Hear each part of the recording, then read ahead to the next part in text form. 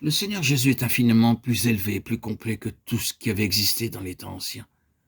Dès le commencement de la lettre aux Hébreux, nous constatons que nous sommes dans la dispensation du Fils de Dieu. Et cette dispensation dans une nouvelle manifestation personnelle. Nous croyons qu'il avait été présent dans la dispensation précédente, la dispensation passée, et apparaissait aux hommes sous d'autres formes. Mais cette lettre aux Hébreux nous dit qu'il est venu sous une nouvelle forme. Elle commence donc par la présence manifeste du Fils de Dieu. Le premier verset nous dit que dans l'ancienne dispensation, les hommes avaient rencontré Dieu à plusieurs reprises et de diverses manières, et Dieu rencontrait les hommes et les hommes rencontraient Dieu dans les prophètes. Or, les prophètes et les hommes rencontraient Dieu. Les prophètes étaient les serviteurs de Dieu et les hommes rencontraient Dieu par ses serviteurs. Dans cette dispensation, il le rencontre en son Fils personnellement. Il nous est dit que Dieu était en Christ, de Corinthiens 5, 19. Ainsi, le Fils implique le Père et le Fils de Dieu implique Dieu. Nous rencontrons donc Dieu en son Fils et non plus dans ses serviteurs. Cette position est de bien loin plus supérieure.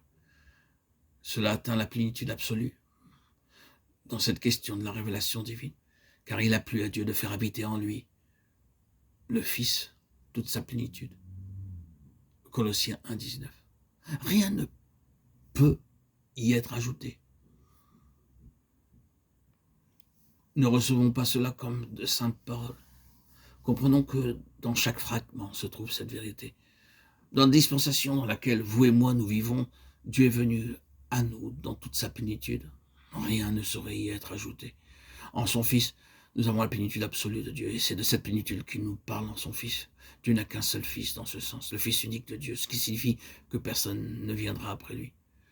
C'est pourquoi la dernière parole de Dieu est en son Fils. Le Fils nous apporte la plénitude et la finalité de Dieu. C'est cela qui donne à toute cette lettre sa solennité. Elle dit, si vous n'entendez pas la voix du Fils, il n'y aura plus aucune autre voix pour vous. Dieu ne parlera plus jamais par une autre voix. Dieu a parlé en son Fils et il ne parlera plus jamais d'aucune autre manière. C'est pourquoi cette lettre contient ces mots d'avertissement et d'exhortation, parce que c'est la plénitude et que c'est la fin. Veillez donc à être attentifs. Mais cela ne signifie pas simplement que Dieu parle en son Fils. C'est une manière de s'exprimer. Mais Dieu parle toujours par son acte. Dans cette dispensation, Dieu agit dans et par son Fils. Entrer en contact avec le Seigneur Jésus est infiniment plus grand que d'entrer en contact avec un enseignement. C'est entrer en contact avec une personne vivante et active. C'est avec Dieu que nous entrons en contact. C'est une chose glorieuse que d'entrer en contact avec Dieu en Christ. Mais il nous est dit que c'est une chose terrible que de tomber entre les mains du Dieu vivant. Hébreux 10, 31.